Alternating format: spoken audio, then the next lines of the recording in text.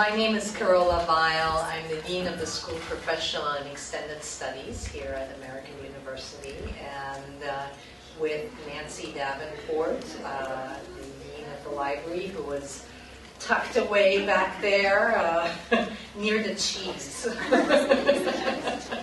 Keeper of the cheese.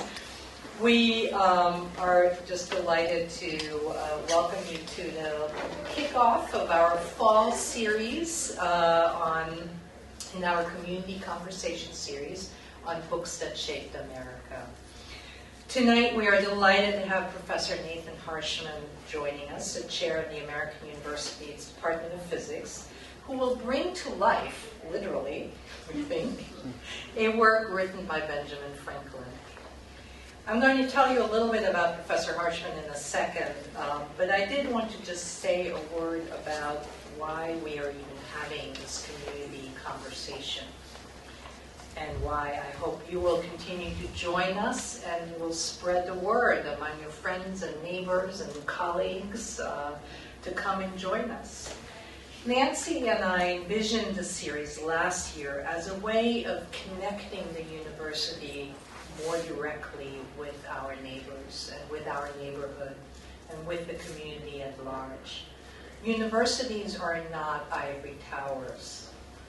We don't want to be an ivory tower. We don't want to be enclosed. We want to be part of the community. We want to be part of your everyday life. And this was one way in which we could make available the resources that we have, the intellectual resources, the comity, the friendship, and the knowledge base that only can grow by the input that we get from the community. We learn from one another. So we thought, let's engage everyone in this conversation about issues that really matter to our society. Now you might say, well, what in the world does Benjamin Franklin have to do with anything today? And I know that Professor Harshman will show us all kinds of ways in which that will connect. But it is also through some of these historical works that we realize that some of the issues and concerns that people were worried about 200 to 300 years ago are the exact same ones that we still continue to wrestle with today. These conversations are about important ideas, and the original concept for the conversation came from the Library of Congress, which had created a list of some 80 classic books that shaped America. These were not the best books, necessarily. It included The Joy of Cooking. Goodnight Moon is on that list. The Kinsey Report is on that list. So there's a whole eclectic group of books on the list. But they are books that had a real impact on the cultural dialogue. They had an impact on who we are as Americans and who we are as members of an active civil society. So we embraced the spirit of the project started by the Library of Congress, and we invited faculty and staff from American University to select the book that resonated most for them from a list of these classic works. Tonight marks our fourth installment in this series, and we have two more ahead for the fall. I'd like to just tell you a little bit about those. In October, we will have a conversation suited to the season by featuring The Legend of Sleepy Hollow, Washington Irving's book, just in time for Halloween, with Louis Grossman, professor in the Washington College of Law. And that's on October 15th from 7:30 to 9 in the Washington College of Law. And on November 19th, our very own Nancy Davenport will be hosting a discussion on Fahrenheit 451 by Ray Bradbury, most appropriately. So we invite you to join us for that, and that will be in the Mary Graydon Center on the second floor. If you're interested in getting more information, if this is your first time here, we encourage you to sign up for our list. You can sign up outside. We'll send you notices for books going on. We expect that this series will continue. It's already taking on a life of its own, and we are quite certain that it will continue well beyond the 80 books that shaped America. We will continue to be adding to those. If you have ideas for books that you think we ought to be discussing, let us know. Colleagues and I are always delighted to entertain new thoughts. And as I said, feel free to sign up on your way out. Now on to our main event. Tonight we celebrate the lasting influence of Benjamin Franklin's Experiments and Observations on Electricity, published in 1751. It heralded a new understanding of electricity, a deeply mysterious force at the time. I have to say, actually, still today. I can still not figure out why some of my lights work and some don't, no matter what I do. Our guide tonight to Mr. Franklin's genius is Professor Nathan Harshman. When he is not channeling Mr. Wizard, Professor Harshman pursues research in theoretical physics, focusing his studies on the intersection of quantum information theory and particle physics. And I have to say, as a lowly political scientist and historian, I have no clue what I just said. So I look forward to learning more about what he actually does, but it sounds really impressive. Nathan holds a PhD in theoretical particle physics from UT Austin, the University of Texas, Austin. And as an undergraduate, he was a double major in physics and English. So it is no surprise that we find him coming to us today through literature to teach us about interesting aspects of physics. We are delighted that he will share this dual interest in literature and physics with us tonight. Please join me in welcoming Professor Nathan Harshman. Thank you.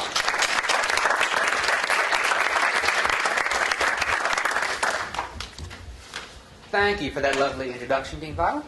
And thank you to everybody who helped make this possible, all the people in Specs and the library. Thank you to my colleagues who have assisted me in preparing all of this. Thank you to my students who are here and who have inspired much of what I do here. Again, I'm a theoretical physicist, right? So this is not, in fact, my specialty. I'm a mathematical physicist. I study, I'm an expert in how you can use symmetry in quantum mechanics and how you can store and process information with atoms and molecules and photons.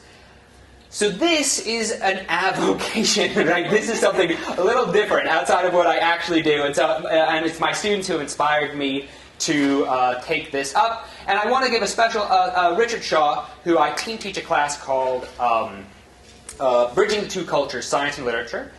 He was Scholar Teacher of the Year a couple years ago. He also is partially, needs to be especially thanked, especially for how I want to frame this whole evening.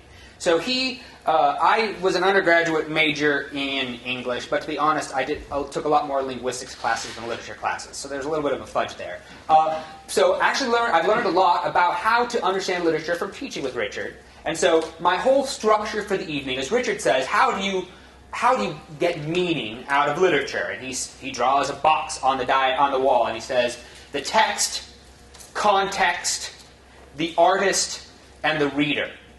And that's how you draw meaning, right? You locate meaning, and depending on whether you're doing reader response theory or whether you're doing formal reading, you put them somewhere in this box. However, this is a piece of science also. So right in the middle of this context, text, artist, reader, I'm also going to put reality, right? Because we're also going to look for the meaning of this in a completely less epistemologically modest way. We're going to actually try to say that there are true things and false things that we can say out of this based on what we understand about science now. But I credit Richard for helping me think about this kind of stuff. Okay.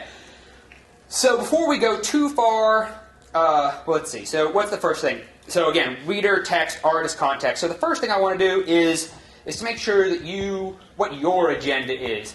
I really do want this to be a discussion. And so I first want to ask, how many of you have actually read this? Anybody? Okay. I know you read a couple sections, or you're assigned to read a couple sections.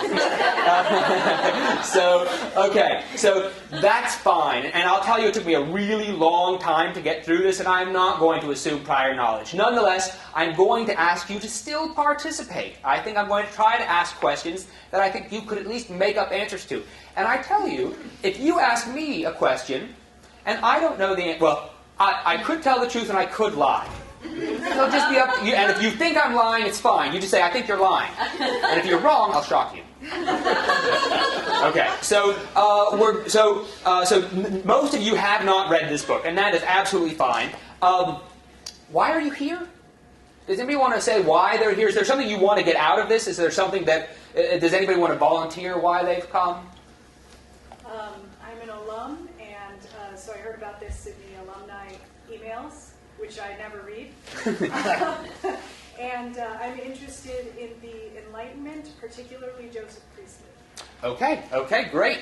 So I'm trying to think, do I have any good Priestley material? I mean, Priestley definitely wrote a really good description, as I understand, of Benjamin Franklin's kite whole experiment. Yeah, right? He wrote a history of electricity. Right, he wrote a history of electricity, and everybody's always debating where Priestley got his kite story from, as I understand it. Anybody else want to volunteer anything? Volunteer any reason they're here? Boss made you come here? Teacher made you come here? I've just been intensely curious always about what motivated Franklin into this area where he had so many other interests as a publisher, a philosopher, certainly active in the formation of the government. Why would he have this little sidebar that occupied him pretty intensely? Good. So I think we will... Oops, I just nearly pulled my thing out. I think we will be able to answer that question tonight. At least I think I have a lot to say about that, and I think we'll see that come through. Yes? Yeah, well, I want to know what Franklin was doing with the kite. Okay, we'll talk about the kite story. Don't let me leave here without the kite story. I admit I know the kite story best from the Disney cartoon Ben and Me, but and that's actually the version of the kite story that is most known, right? And it's a little apocryphal. Okay, good. Any other ones? Any other? Yep. I'm interested in teaching science through literature.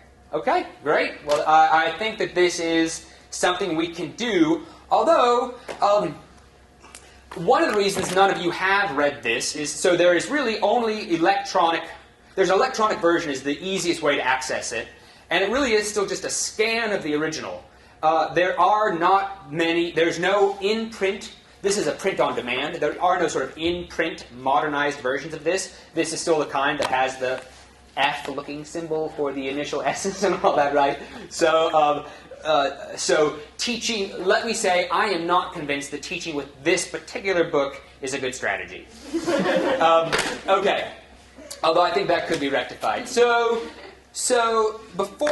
going back to our framework, what I want to talk about a little bit now then is the context, right? I think we're going to try to understand what's going on here. And I'm going to break the context into the pre-context and the post-context. We'll talk about the post-context later. But let's even talk about the pre-context just a little bit. And what I want you to think about, so Benjamin Franklin started these experiments in the mid-1740s. Maybe 1745 met a guy named Spencer who was a traveling electrician and had sort of and at that point electrician was a word that Franklin coined, was sort of a show person, a showman, let's say it. He was a showman that was traveling around and doing sort of entertainment with electricity. And Franklin met this person. That's partially what sparked his interest with the thing. Okay, so what I want you to think about is in 1745, and I don't know what history you know, what did Franklin know? What could Franklin have known? And what could Franklin not know, right? So let's just make sure we sort of know what is out there that could be known by Franklin and what the slate is. Does anybody have anything? What could people know about anything, really, if you want, but in particular relevant to Franklin? What could Franklin know in 1745?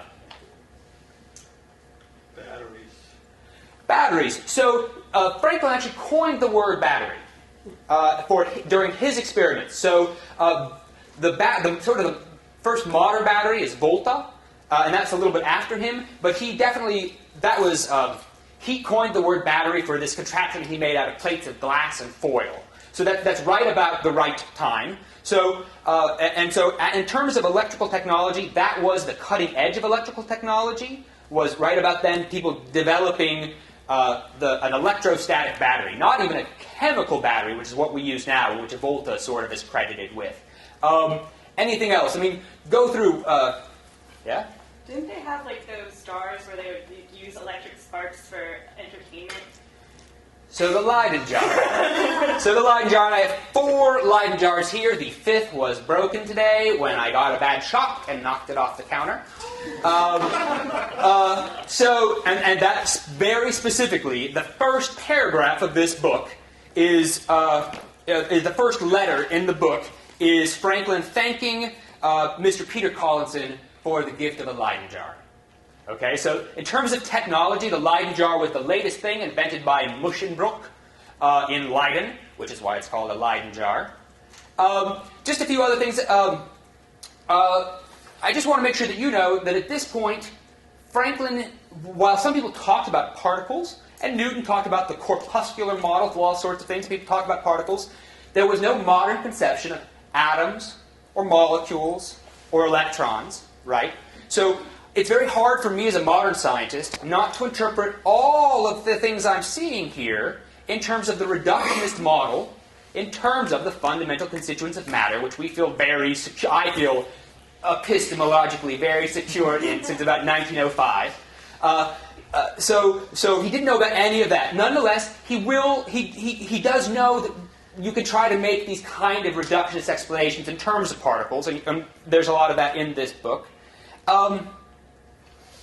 In terms of science history, 2 big landmarks: Newton's Principia, which was written in Latin, and was where he laid down both his 3 laws of motion, as well as Newton's law of universal gravitation, is where we say it now. And from these axioms, deduced the celestial motions as well, the motion of the moon and the falling of the apple, right?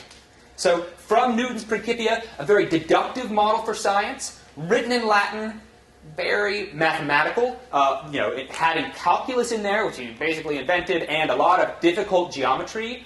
Written in Latin, very difficult to read.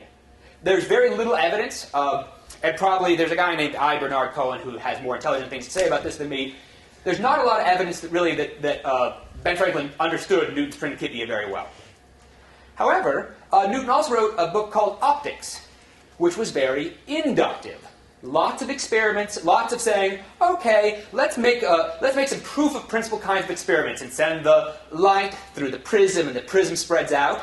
Well, so is the light interacting with the prism making the color, or is the prism breaking the white light into colors? In other words, are the colors in the white light, or are they part of the light-matter interaction?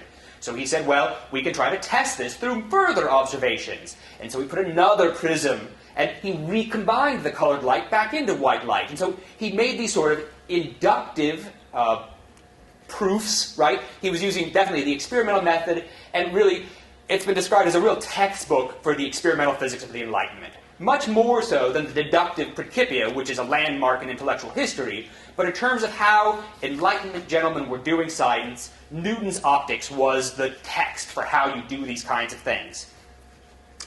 But again, because he didn't understand and reading it, he makes some pretty simple mistakes, confusing force with pressure, and he uses almost no math in here. There's only the least kind of arithmetic that certainly a savvy businessman like Ben Franklin would know how to do. He only had 2 years of formal schooling, so he had none of that sort of experience, right? He doesn't have any geometrical arguments. He has very few quantitative arguments in here.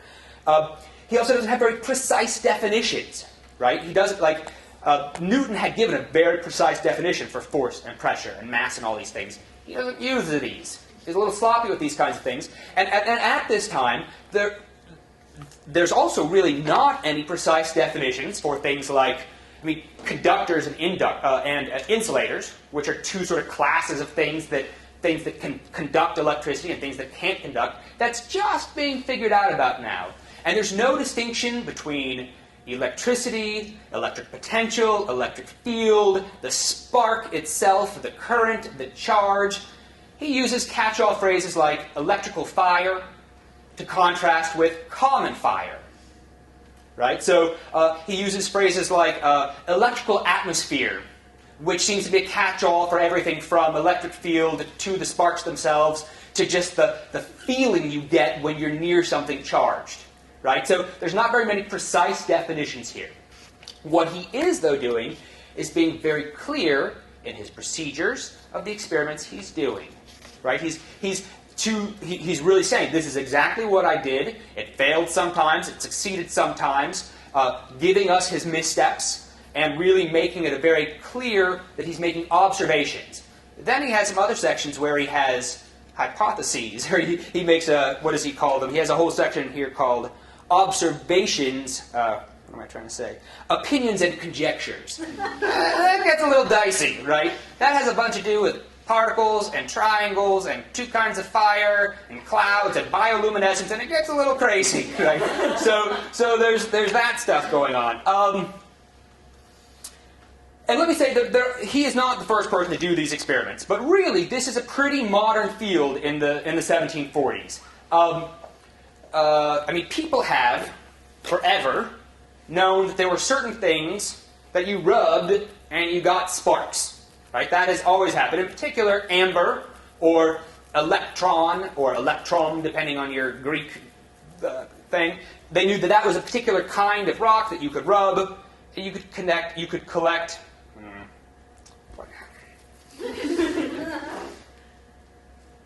Oh no, what happened? If anybody's here early. Dean Vile saw it. You saw it earlier? Good. Dean Vile saw it earlier. I saw her. This happened earlier. Just a second. This is going to be like this, for the record. Ben Franklin talks about how frustrating it is and how he has to just call off experiments in the wet months because nothing works in the wet months, right? So it just takes 3 months off from science. This kind of stuff, the fact that you can rub things and they collect other things, has been noticed since at least Greek times. Pliny mentions it in his natural history, right? So this has been known a long, long time. You saw, it took me a little while to rub this, a guy named von Guericke, who was also the first person to make a real working vacuum pump, and he's famous for his Magdeburg spheres. He was the first person to try to make mechanical electrostatic generators, right? So instead of having somebody do like this, and then maybe try to get my little beads electrified and say, well, there you go. Right? Instead of trying to do this by rubbing things and making this happen, he had spinning discs and spinning globes. And in fact, what Franklin did most of his experiments with, Collinson set him some glass rods that he rubbed with fur and had sort of mechanical rubbing, but eventually he settled on a crystal sphere on a leather cushion. The leather cushion was connected to the ground by a chain, and then the crystal sphere had sort of like a metal hook on the top called the prime conductor. And so that's where you would charge things from. At this point, people didn't really understand the symmetry between positive and negative charges. That was not something that was clear in the literature until Franklin. So I now have a device which is very similar to this. It's called the Wimshurst machine, invented maybe about 30 years later when people realized the symmetry going on here. So this is a much more symmetric device. And so let's see if I can at least get it going a little bit. So this just automates the rubbing. So just automating the rubbing. Just to give you a sense of scale here, let's see how far we can make this. If I can get it out to about 10 centimeters. Is that about 10 centimeters? If I could get it to 10, yeah. Oh, that's pretty good. Again, when it's humid, it's harder to get good sparks. It's harder to get good high voltages. So let's see, 30,000 volts per meter. To make that spark, you have to get an electric field that's 30,000 volts per meter. This is about 1/10 of a meter. Not quite. It's about 1/10 of a meter, so that means this is about 30,000 volts. When the spark flies, that's about 30,000 volts. Now, yes, good. So what would the temperature be in the arc? What would be the temperature in the arc? That's a good question. So it is definitely a plasma. It's a very cold plasma, but it's a plasma. It's not in equilibrium. In other words, it's only in that state for a second. I'm just going to estimate in the 2,000 to 3,000 Kelvin range. I mean, it's definitely emitting visible light, right? So it's got to be comparable to, it's of the same order of magnitude as the surface of the sun, which is about 6,000 Kelvin. But there's not much energy in it, right? So it may be hot, but it's not very much, and it's very short-lived. And that's actually something that I really want to emphasize, because at this time, we are so used to using the word energy, and even if it's a little vaguely defined in some of our non-scientific minds, and it has a very precise scientific definition, but it wasn't even a word that had been coined in Franklin's time. So many of the experiments that he could have used this word energy, many of the words he was trying to describe, that would have been a really nice term for some of the effects he's trying to see. So this is a Wimshurst generator, and it is a nice way to mechanically generate the sparks that we are looking for, to generating differences in charge.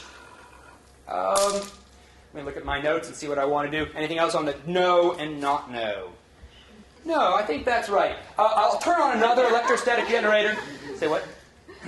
I'll turn on another electrostatic generator in a second. I'll turn it on just now, just to see if we can get it going, I guess. Might as well. This is called a Van de Graaff generator. This is invented in the 19th century. I actually don't know when in the 19th century it's invented. But we have a electric motor. Make sure we can see all this. It's running a belt over a comb, and so it's automating the rubbing that way. Let's see if I can make it any bigger. See if I can make it, how big I can make the spark. Again, the further the distance, the bigger the voltage has to be for it to jump. But when you try to get the voltage too high, it will start ionizing the air and just leaking off straight into the air. So you sort of have to play an edge. And I feel like I'm putting out so much hot air that I'm making humidity, which is undermining my own effort. But that's fine. So you can see. Right, so we've got a good spark going on there. Okay, so we'll play with that some more later. Good. Okay, so that's sort of what's known. So you asked this question, but does anybody have any hypotheses or thesis why Franklin wants to do this kind of stuff? I mean, you're absolutely right. He's born in Boston, 10th son of a candle maker or something obscure, right? And has very little formal education, but it's very, very, very, very quickly noticed to be bright. And so maybe he's going to be some sort of clergyman, but in the end ends up being apprenticed to one of his brothers, gets into the printing business, gets in a little trouble, starts writing in drag. He writes a whole series of articles. I can't remember, Widow. He writes them in the voice of Widow something, right? Right. Say the name again. Silence do good. Silence do good. Yeah. So he writes these kinds of funny satirical pieces. He and his brother get in a little trouble. Eventually, he does leave for Philadelphia. There's stories there too. Spends a little time in England, but eventually sets up a successful printing business in Philadelphia and really becomes a pillar in the community. His Poor Richard's Almanac makes him tons of money, right? But he's also just generally good at business, very good at looking busy, very good at presenting the image of a successful, industrious businessman. Just sort of a funny thing. I mean, he even at one point in his autobiography, he talks about he wishes he would have had time to create a sect, and the 13 principles of his sect would have been temperance, silence, order, resolution, frugality, industry, sincerity, justice, moderation, cleanliness, tranquility, chastity, and humility. And he has these pithy little phrases that he's supposed to sort of remember these by. For example, temperance. Eat not to dullness, drink not to elevation. Well, that's tough. Moderation. Avoid extremes. Forbear resenting injuries so much as you think they deserve. Right? So I find these pretty funny. Humility. Imitate Jesus and Socrates. Yeah, that's nice and humble. All right. So So here we are. He's a successful businessman in Philadelphia, and he sort of puts his business off on his manager, and decides he's going to start devoting his time to electrostatic experiments. Why would anyone do this? Because he can. First off, because he can. And in fact, because he can, it is a mark, right, of a gentleman. In fact, right? He's a self-made gentleman. It's the mark of a self-made gentleman that he has the time and leisure to form the junto, or the junto, a social club of young men of similar character and similar prospects, and they sort of make the first library in America, and they start communicating with this guy named Peter Collinson, who both does a trade in sort of botanical things and other sort of oddities and weird stuff going back and forth across the Atlantic. He's sort of a buyer in Britain. And, so they have these sort of curiosities, they have these meetings, they're all about self-improvement and the idea of, this is, self-made men all. So yes, because he can, this is what a gentleman does. This is what you do if you're in the Enlightenment and you're making it, right? You've really made it. You have the time to do these experiments, and it's a social event, right? It is something that the gentlemen the best gentlemen in Philadelphia are doing, and then he starts writing letters to some of the best gentlemen in Britain, in England. Any other reasons? Why else would somebody devote their lives to science? Curiosity. Curiosity, absolutely. And throughout his whole life, he is constantly making observations. When he's taking a trip across the Atlantic, he writes down every single thing he can notice about the different wildlife he sees and what's caught in the currents, and he's always writing down these observations. He has a knack for observations. There's stories of him chasing whirlwinds, and there's stories of him, he's a fantastic swimmer. And there was even a time where he thought he should have stayed in England to become a professional swimming tutor, right? I mean, he invented some new strokes, right? So he's just the kind of person. By this point, he already was experimenting with stoves to see if he could make a more efficient stove. You've heard of the Franklin stove. From what little I have read, the Franklin stove was not as these stoves were constantly being improved, and he made one incremental improvement, and somehow his name sort of got stuck, and then further improvements made it better and better. And so, but he was one of the people who experimented. The name just sort of stuck because it was a good brand as much as anything. Anything else?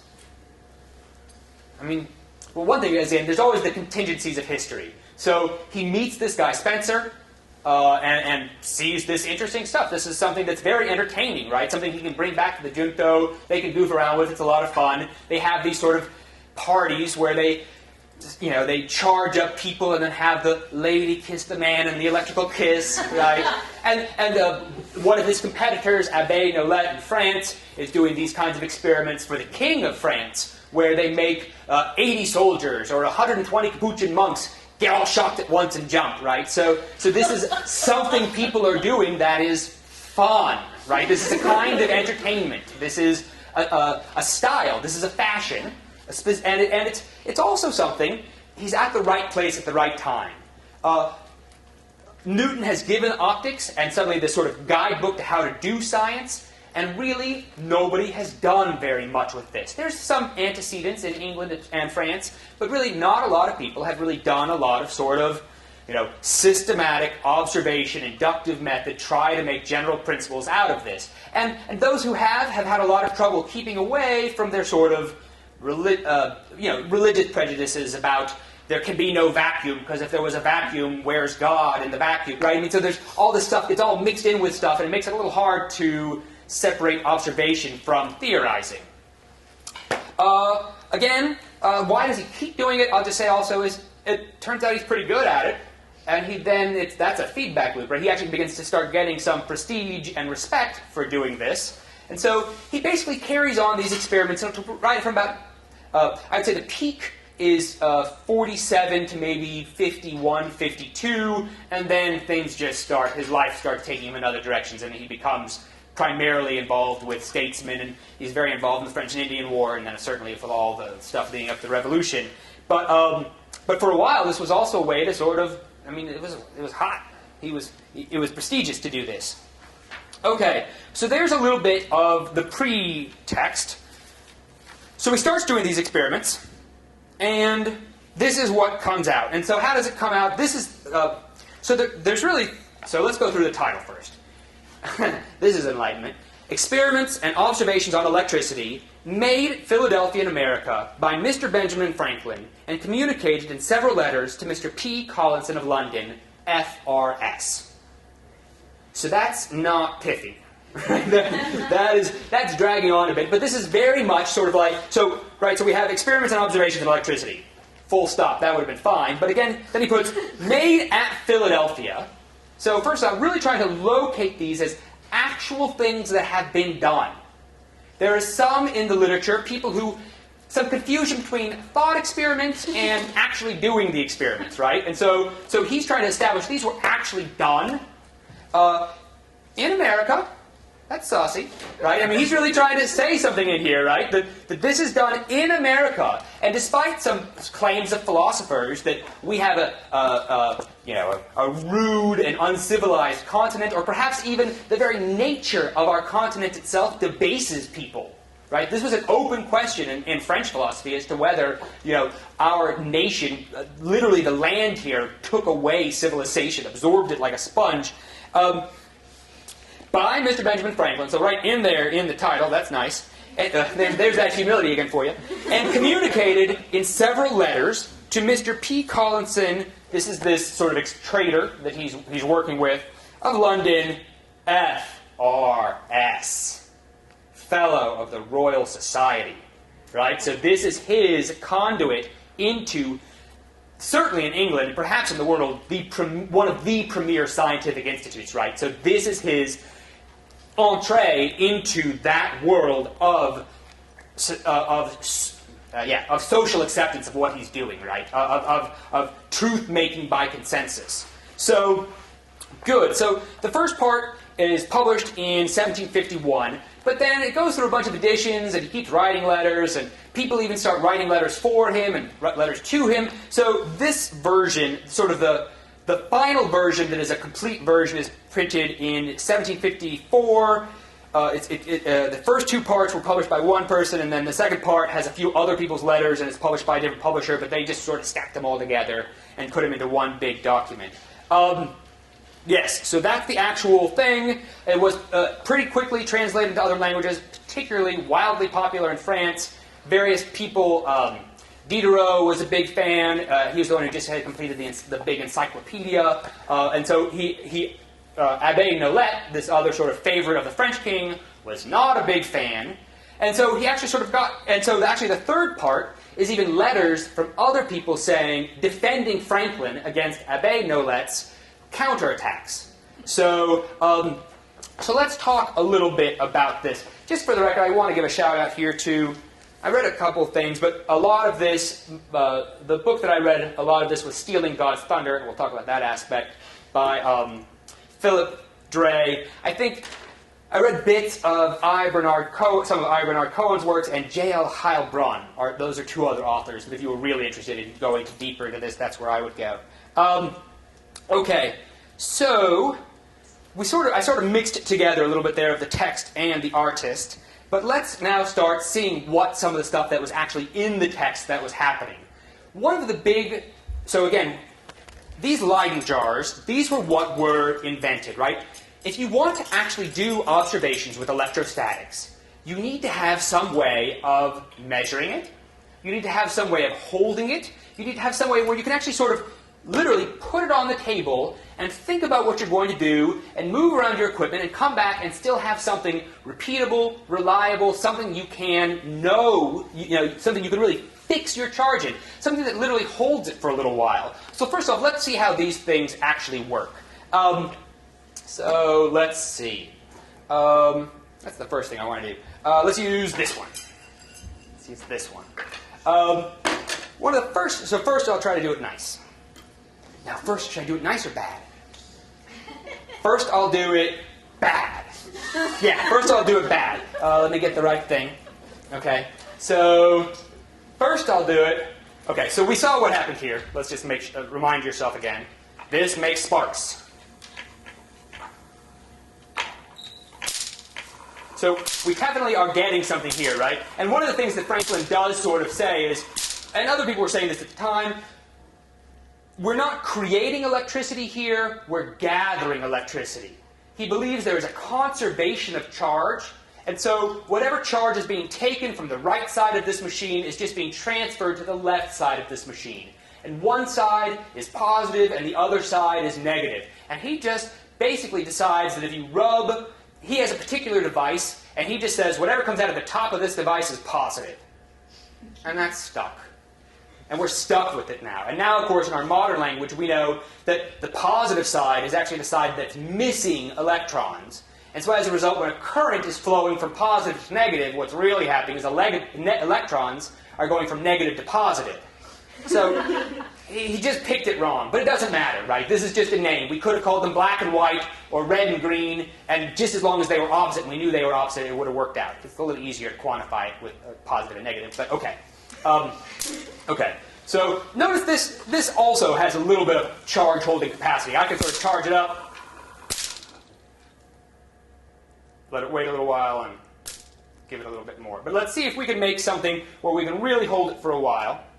First thing I might try to do, right, is I got this bottle, and this is what Mush and Broke invented. So, glass bottle, I've got a hook on the top, or a ball on this one with a chain that dingles down inside. I've just got it has a lead gilding, or a lead sheet on the inside. His was lead shot in water, but still, it was some sort of conductor on the inside, and then again, some sort of metal on the outside again. So we've got sort of metal separated by glass from other metal. Okay. And this chain drips all the way down into the bottle. So the first thing I could try to do is say, okay, well, can I store it in here? Now, I'm trying to do this scientifically. 4, 5, 6, 7, 8, 9, 10, 12, 13, 14, 15, 16, 17, 18, 19, 30, 31, 32, 34, 35, 36, 37. Oops. Okay, so I know what happened there. That was fine. But you don't. Okay, so let's see whether I charge this. So I'm going to take this thing off. Is this charged? Well, okay. I don't know. Okay, a little bit. But what he realized so this did charge a little bit, but what he really realized was if you really wanted to charge this, I can't just put positive charge on the top. Because I've got to have, if I want to store something in here, I want to make a layer of positive charge on the inside, but I want to somehow have negative charge on the outside. So I have to give the charge somewhere to go. So let's try this again. First off, let's discharge everything because this is how the danger happens. And let's just make sure again. Okay. So let's try it this way. So now, why don't I connect it across electrodes? So now I have the positive one. Ah! There's a little bit of a shock there. Sorry. Sorry. I should be more careful and be calm. Okay. 1, 2, 3, 4, 5, 6, 7, 8, 9, 10, 11, 12, 13, 16, 17, 18, 19,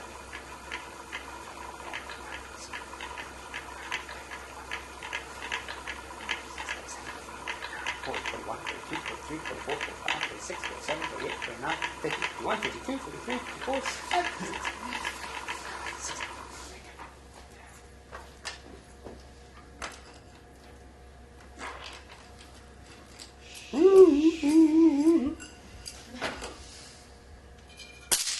That would have hurt, right?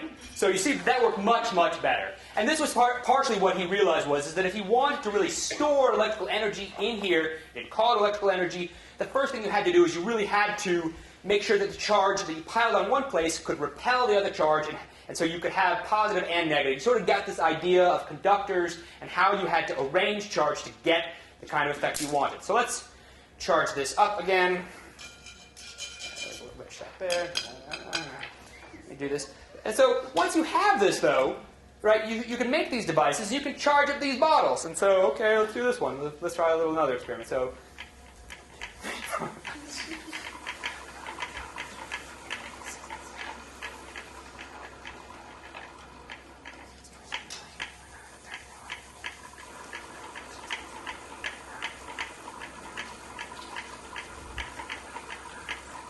I lost count.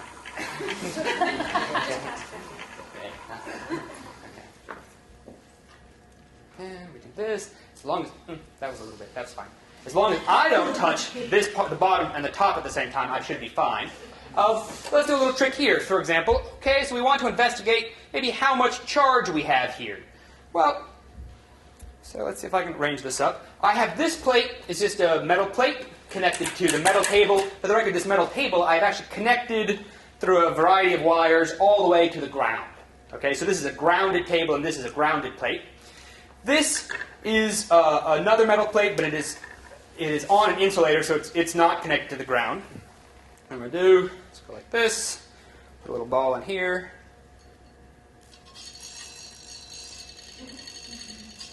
Okay, maybe I'll just, oops, a little shock again.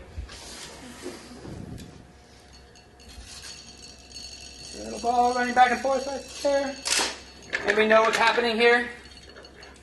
Can anybody guess what's happening?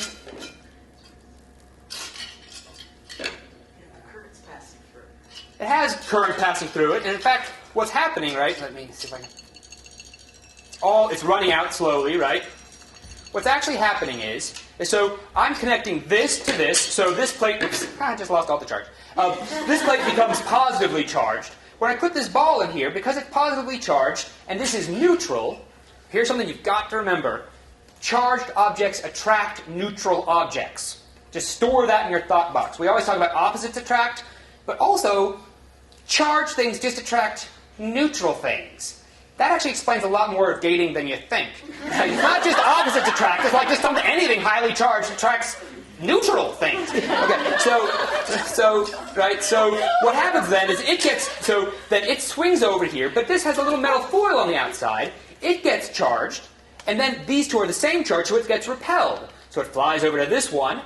It's a conductor. It loses its charge. Like a little bucket, it just ferries the charge back and forth between the two plates.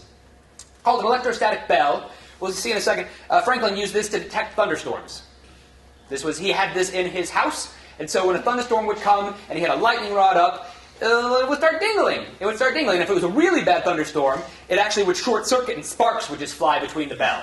But evidently it drove his wife crazy. So, okay, is there any charge left in here? Yeah, still a pretty good amount.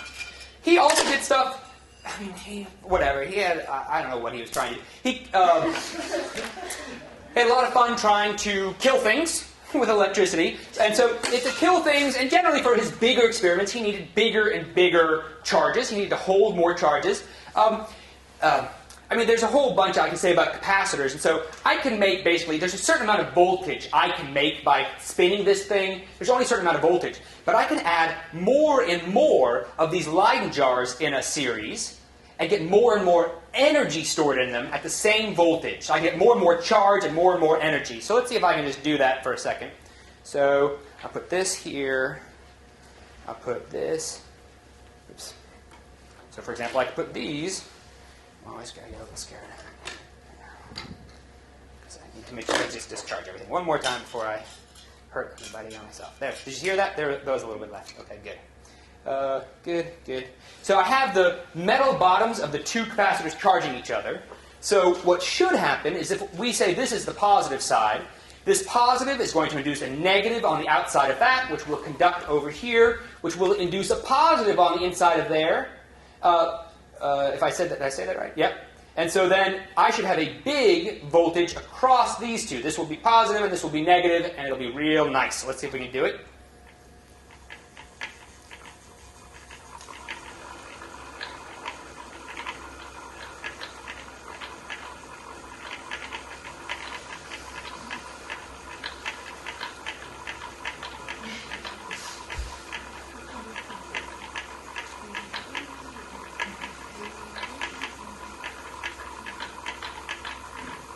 That was 60.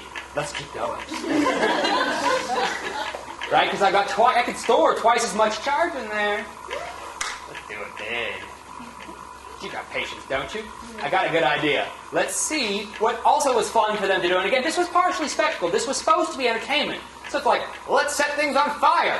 Right? Like, what is more entertaining than that? Is using some giant contraption to light things on fire. So let's see if we can do that over here. I would say Franklin did some of the earliest electrochemical experiments, right?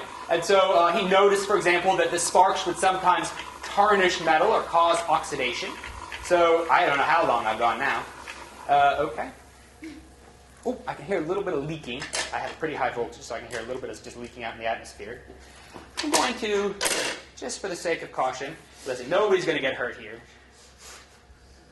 Let's just put a little bit of steel wool. He did a lot of experiments with gilt things. I didn't have any gilt.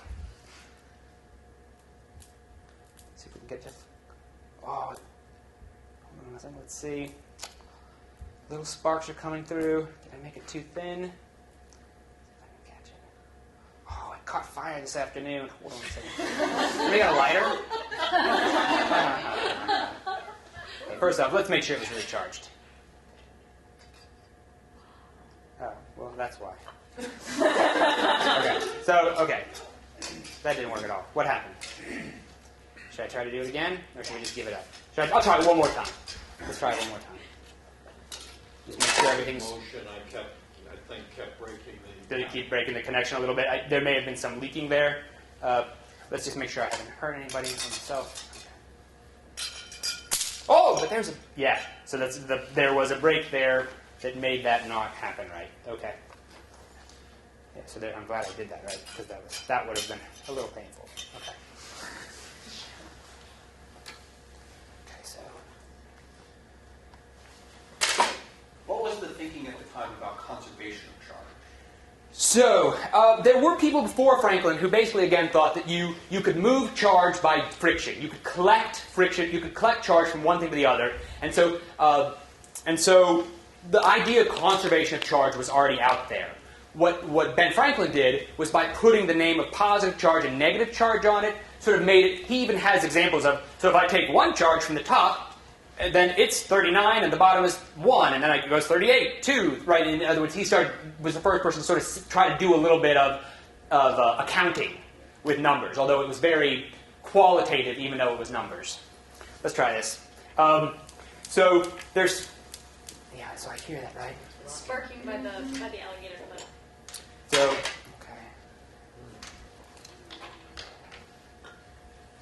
okay. So we'll make that connection, try to make that connection a little better.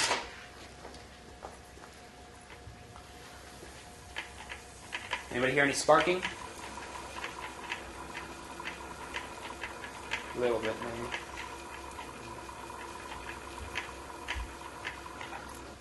Just make sure it's dead. No, it's not staying connected. Hold on a second. Let me try one more time. Do I have something heavy I can put over here that's not going to ruin everything? That's going to ruin everything. How about a book? How about a book? Books make everything better. Isn't that right, Nancy?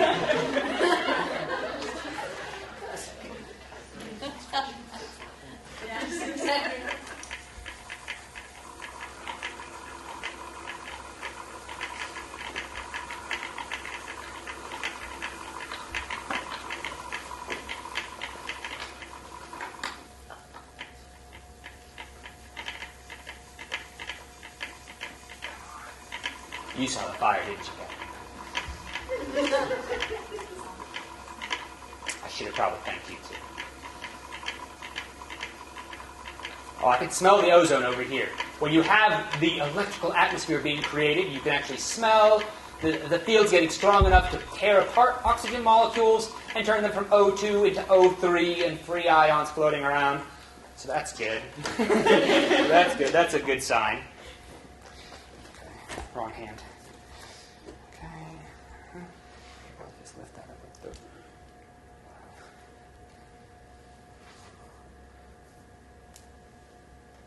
Come on. I think you need to get that book back.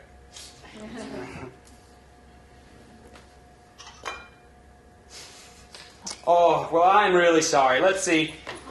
I did not make the fire happen. I'll see if I can think about how to do it again. Well, let me do one more. Yeah, I didn't have a good enough contact. This was working really well earlier before I broke the other Leyden jar. Sorry. Okay, well, let me try one more experiment with the Leyden jar, because one of the big debates was, and it had to do with people had competing explanations for electricity. And I'll tell you, Franklin's explanations for electricity are basically all wrong. His observations are spot on, and his experimental conclusions are very good, but his most of his explanations are turning out to be totally wrong.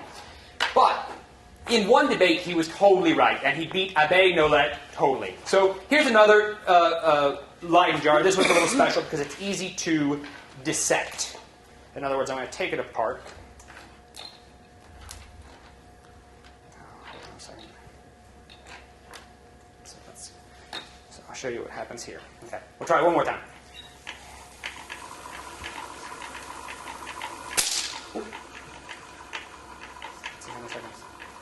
If you try to overfill the bottle, there's only a certain amount that the electric static bottle can hold. And you can see that I keep topping it off, and if I put too much in it, it pops over from one side to the other. So I'm going to try to fill it as full as I can without it popping.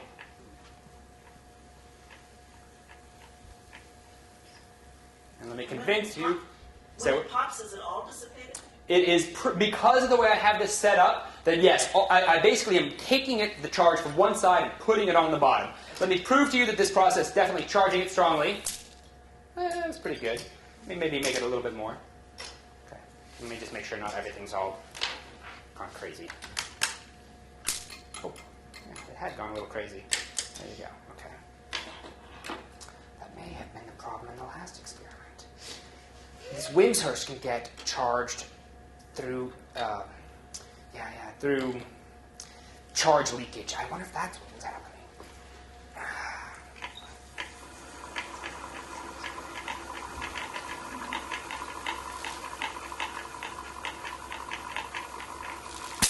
Oh, okay, so you can hear it when it's just about to pop. I want to get it just before it pops.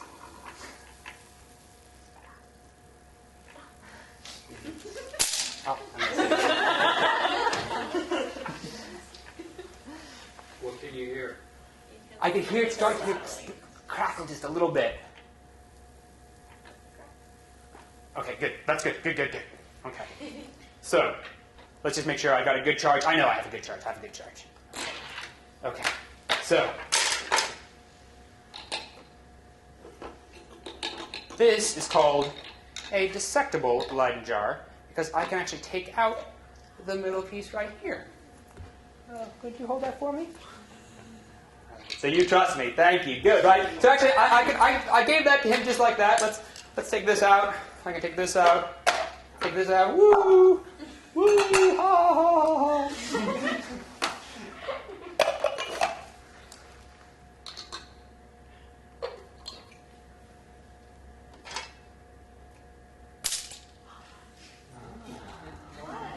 What? What's there? Does anybody know what that just proved? So there's a debate. Where is the charge here?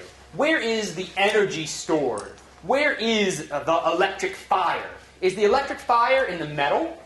Well, you touch the metal, I touch the metal, I touch the metal to each other.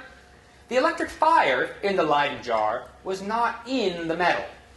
Because otherwise it would have been discharged. When I brought the positive and the negative together, there would have been a spark of reconnection, and the fluids would have balanced, or however theory.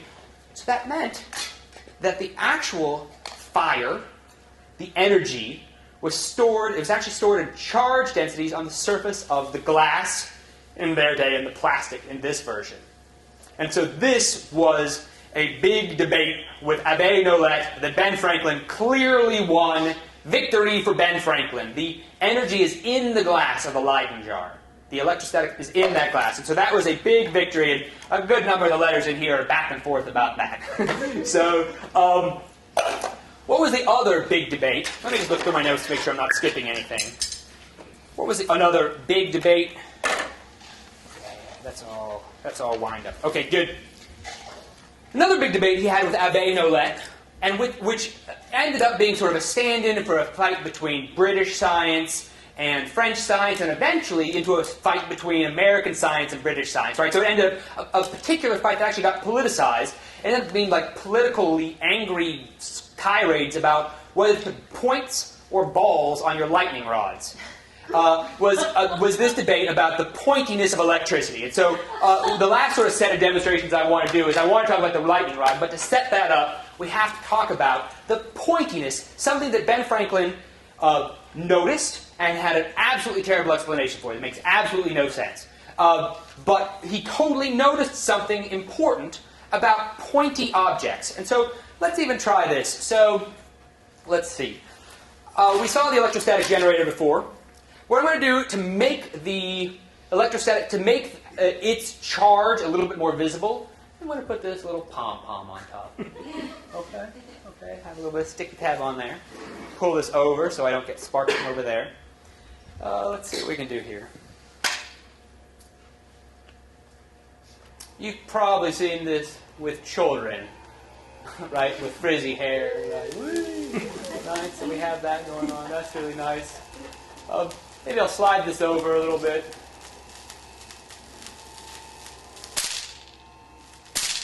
So we see this, right? When it builds up enough voltage to make the spark jump, when the spark jumps, it loses some charge, right? And we see that charge, the pom-pom dips down for a second. Now this is a pretty fast electrostatic generator, so it's building the charge up almost immediately, and not all the charge is leaving, right? So we really see that.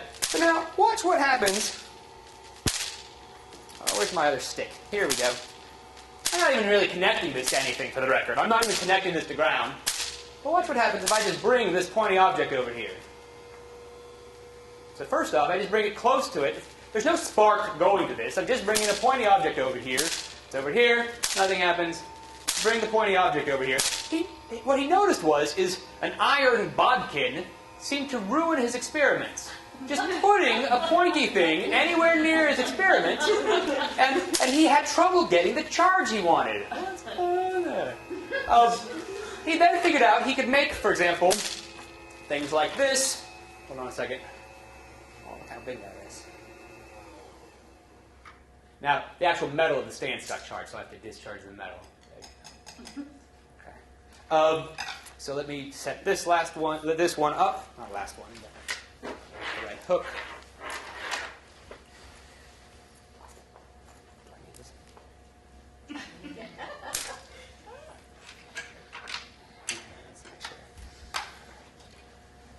Okay. So, for example, oh no, I also have to remember. Make sure I'm doing this right. Yeah. Okay. So, for example, how am I going to do this? Oh, Jarrett, we decided the best way was just to put it right here, didn't we? Say that was the coolest. Sure. Jarrett. Jared says yes, I think I would know if there's there. I did it later with Jarrett too. Okay. But let's try it this way first. For example, so this thing, when it gets charged,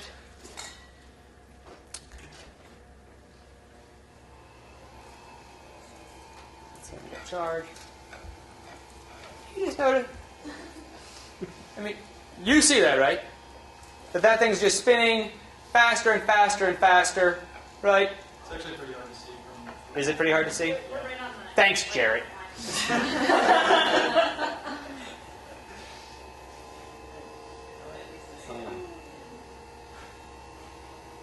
You can make it go even crazier if I do it. So this isn't, by the way, this is not attached to anything. This is just attached to the ground. I don't even probably need this for it to work, because I think this isn't attached to anything, right? This is just, you put this in the electric field, this thing starts whirling. Okay, so let's do this. We can make it even crazier by if we actually attach it. Now, this is going to look a little crazy just because this is the easiest way I found to do it. I'm actually going to touch the metal balls next to each other, and then I'm actually going to make it so that this ball the whole time has been grounded so the charge can leave it and jump onto it. Now I'm going to send it so the charge that's on that thing can only leave by whirling off. Let's see if I can make this work.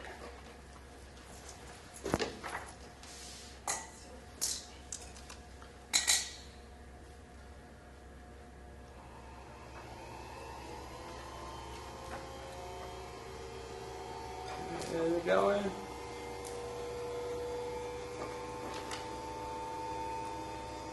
And that's speeding up. Can you see it? It's speeding up faster and faster and faster. So he looked at this, and he didn't have the right explanation, but we now have a good explanation for this kind of phenomenon. And what it is that if we look at this device, let me make sure everything's discharged here. I mean, so the whole point of this, right, is that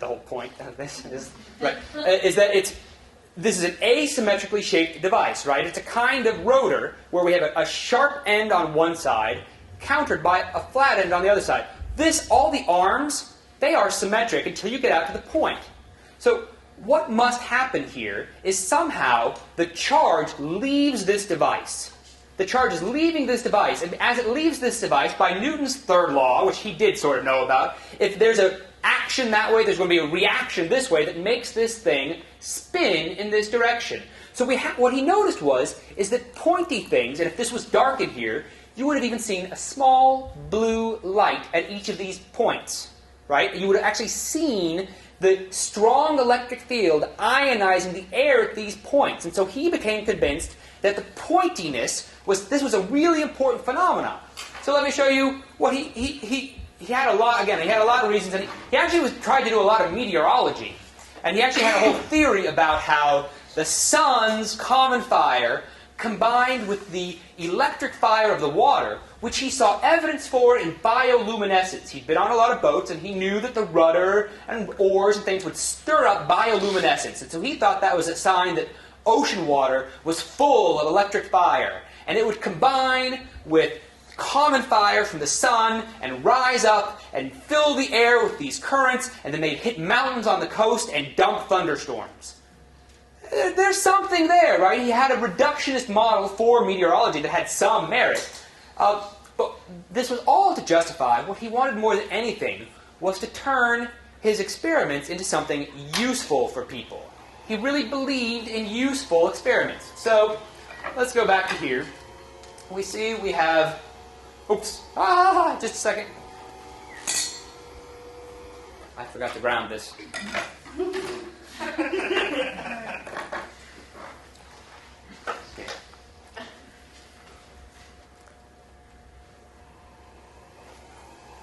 Right? So imagine that this thing... the ground just came off. Imagine this thing is the thundercloud, all right? Think of this thing as the thundercloud. Turn it up as much as it goes. And what happens is we now know that friction between different air masses actually cause the air masses to become charged. And if they become charged enough, they get enough voltage to make this spark. Now I'm trying to figure out why that doesn't even look that impressive. What's going on? Hold on a second. Is it leaking somewhere? There. Okay, right? So we get this big spark. Now, what you may see is that I put a little bit of a little point on there. Watch what happens if I turn the point. As I turn the point towards this, right? Look at the little things. I'm not getting the sparks, right? I'm no longer getting the sparks. And in fact, whatever charge is on the cloud seems to be dissipating safely.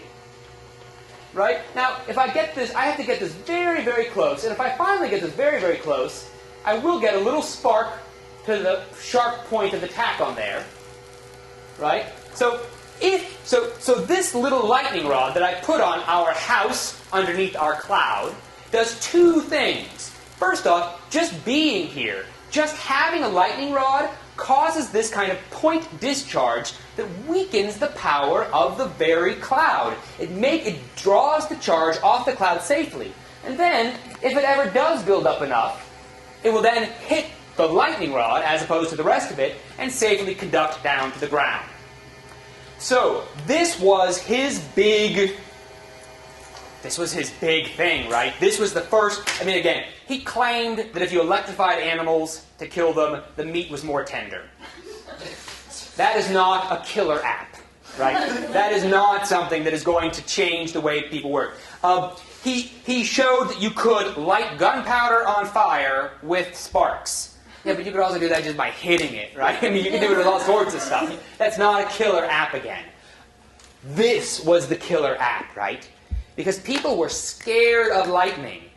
He helped build one of the first fire departments in America. He raise subscriptions to make the Philadelphia fire companies, right? But this was a major problem, right? These towns were burned down all the time. It was terrible.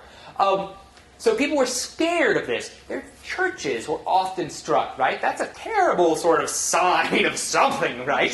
That your churches keep getting struck by lightning. So what he did here, right, is he first off, so he did the experiment with the kite and said, hey, first off, he did the experiment, he lets the kite up into the thunderstorm, there's a silk line down and there's a key on it, and when he brings the key down, he touches the key to his Leyden jar, he brings his Leyden jar back to his lab, and he shows that whatever that was, that is the same thing as the electricity he's been making with all these electrostatic generators. So lightning, he unifies lightning, and other people had this idea, but he showed through proof that lightning, the electricity gained from lightning, had the same effect as the lightning you get from rubbing, right? So that's a unification. But then even further than that, so they literally would draw paintings of him stealing lightning from the sky, right? People are so terrified of this bolt from the blue that was, I don't know, was it a sign of divine judgment? Was it just random bad luck? Who knows what it was, but it was not good luck. And he suddenly said, I can protect you from this. People didn't like the hubris. I mean, there's in various localities would ban lightning rods because they were going to make God angry. People would blame plagues on somebody who posted the lightning rod. There was a law case in Paris, it was a small town in France, but it was tried in Paris, of somebody put up the town blamed him for their crop failure, right, because he put up a lightning rod. So there's all this kind of stuff going on. There also was some confusion because it did attract lightning, right? The lightning rods would get struck, and they were typically a one-use kind of deal. And he was saying, one of the worst things if it ever happened was when lightning would strike a gunpowder storage place, right? And this would happen every once in a while and kill hundreds of people and destroy whole facilities. Lightning would strike a gunpowder storage facility in some British fort. That's a disaster. And he was saying, put these on your boats, put these on your military equipment and save them. And then he ends up being a revolutionary, and it doesn't go over very well. And there's all these sort of debates, and so it's very politicized. But in the end, he is vindicated. It doesn't actually matter too much on the scale of lightning, whether you have a point or whether you have a ball. That was another debate. People wanted to show that, oh no, Franklin was all wrong. You can have lightning rods, but it's got to have a ball on the end. There's all this kind of debate, and it was much more political than it was actually making observations. But this made him incredibly popular, especially in France, right? So the king, even before all this, the king read this book, or the king had some of this book explained to him. I don't think the king read the book. The king had some of this book explained to him and wrote a letter of thank you to Benjamin Franklin. And so then, when the revolution comes and he's sent over to France, he's a celebrity. He's a scientific celebrity. He's an Enlightenment hero, right? And he wears the coonskin cap, right? And he goes over there and he's this sort of, he plays up the stereotype of the backwoods American when it serves him, but yet he has the credentials of an Enlightenment scientist, and they just love him. They just love him to bits, and he loves Paris. He just loves it. And so people say, right, this was part of, he secured the French to our side of the revolution, and perhaps that's what allowed the revolution to be won, right? So he stole lightning from God and gave it to America. I don't know if everybody's going to like that interpretation. Maybe I'll keep that to myself. Okay, so we have about 15 minutes left, but we don't have to stay all those 15 minutes. But let me throw out, I've been talking, I haven't been asking questions for a while. Sorry about that. So if I was going to, let's see. So what did Ben Franklin contribute? I guess that's really a question for me. So he did contribute conservation of charge and positive and negative. He really made some progress in identifying material properties in this book and really figured out this sort of he didn't understand the pointy effect, but it's a real effect. And now we know that the thing that causes the discharge is the strength of the field.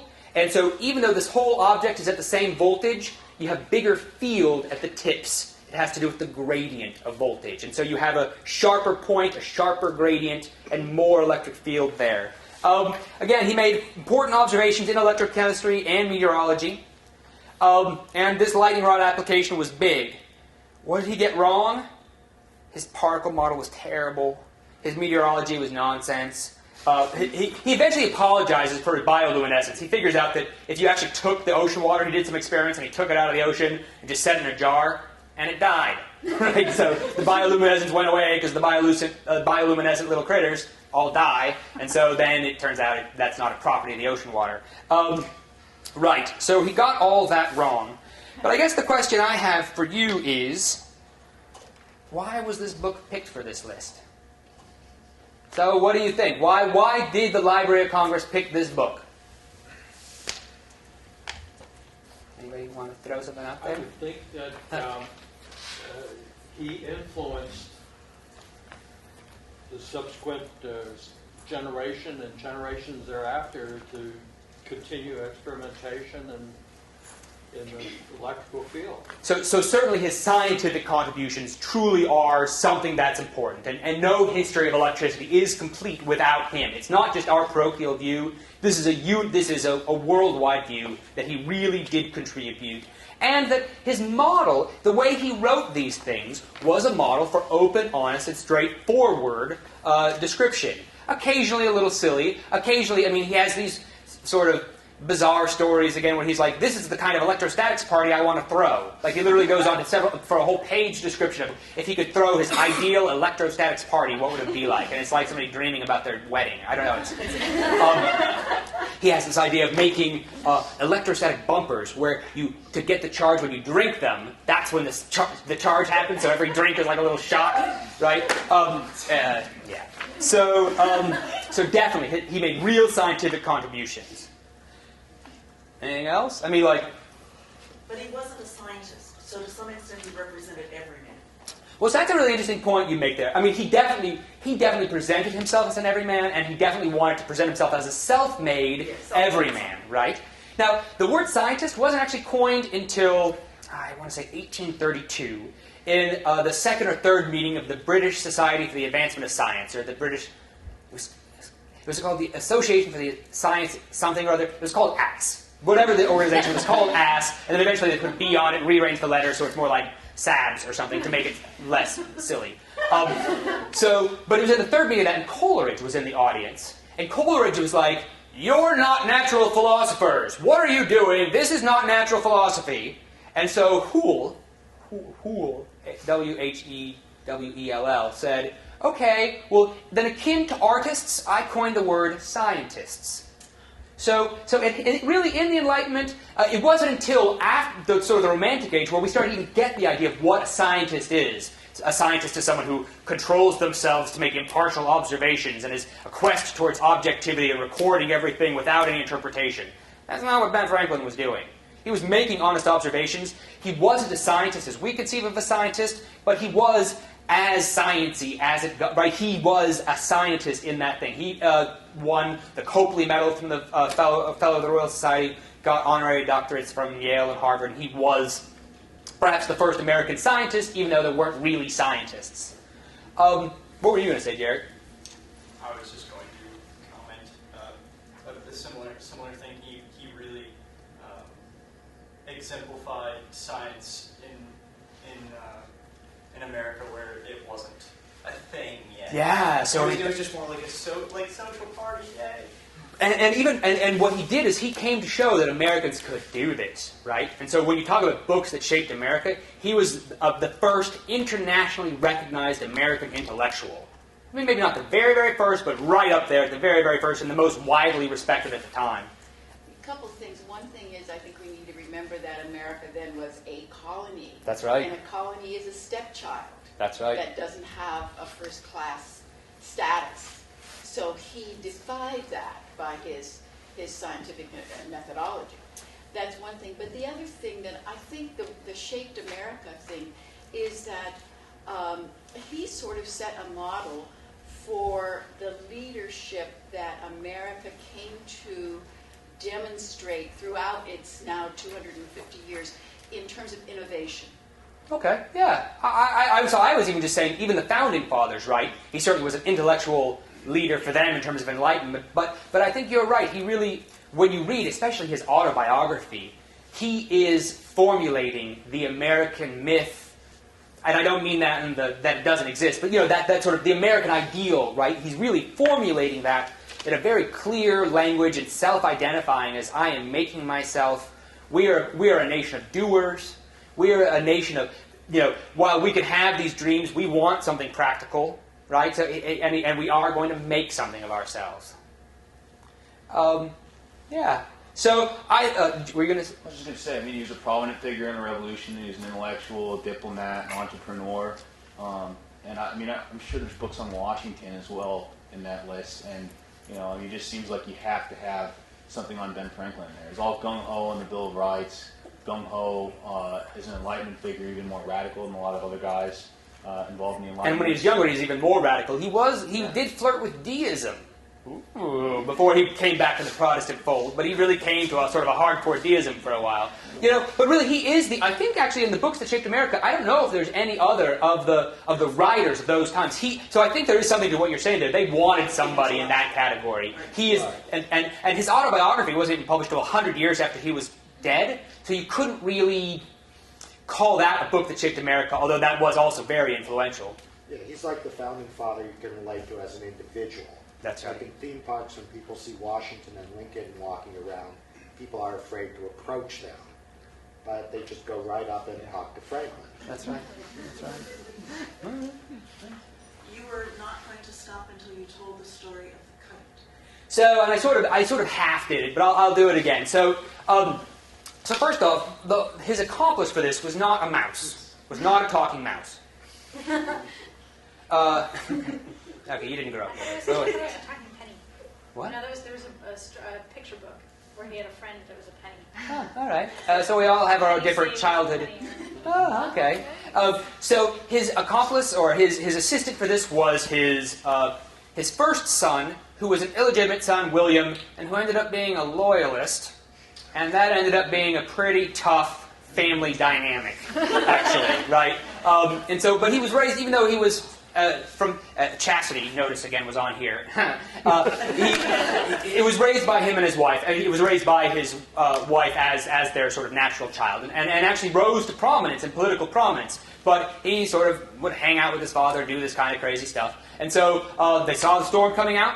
And he had sort of had this plan. He had already proposed an experiment using a box and lightning rods and a watcher to test whether lightning was electricity. And he proposed the experiment. It was done in France. But he actually hadn't heard the word back that it was done. So he devised a second experiment, which was to take the kite and to fly it right into a thunderstorm. Now the key was he didn't want to get the part of the cord wet that went from the key down to his hand. So he was standing inside the shelter, and the kite and the string and the key was there, and he flew it into the storm. Now, I don't believe it actually got struck by lightning. It was a lightning storm, but when he pulled it down, he was able to, without discharging the key in some way, he was able to get the key to a Leyden jar, and then to test it.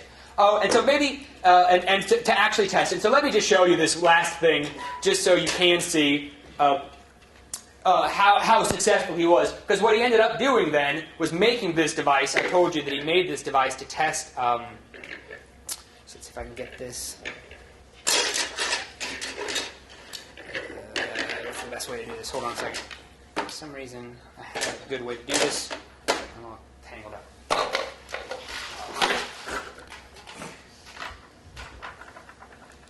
So let me show you what he did. So, and that's how he did the kite experiment. Let me... Could I have an assistant? Thank you, Michelle. Can you just hold the dinger? Do you want to maybe put it around this? Just hold it. Oops. Just hold it between the plates. So let's get this thing going.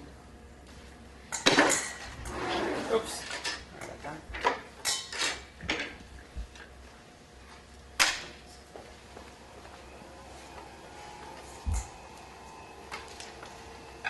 Get that all charged up. What I want to do is I want to hook this right into there if I can.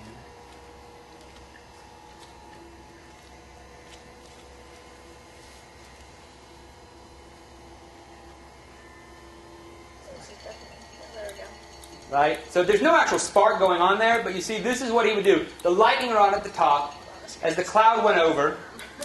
Oh, did you get it? Sorry. A little bit. So even before, even though it didn't actually strike it, oh, I think this has to be touching the metal.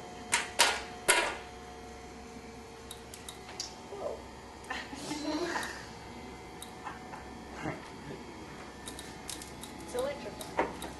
What's happening? Oh, I see what's happening. The metal is hitting the metal table. Okay, so this is not working. Just a second.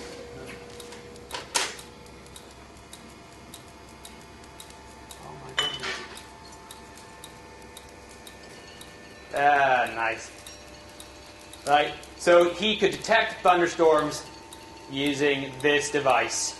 And in fact, what he figured out was you could even attach a Leyden jar to this, and he discovered that about 99% of thunderstorms were positively charged, and half of them, 99 were negatively charged, and 1 out of every 100 was positively charged, and started electrostatic meteorology at the same time.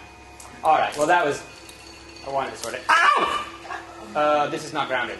Yeah, that's right. And good, I ended with a good shock to myself. All right, so I think that's all I wanted to say. Maybe, was that, yeah. So, thank you.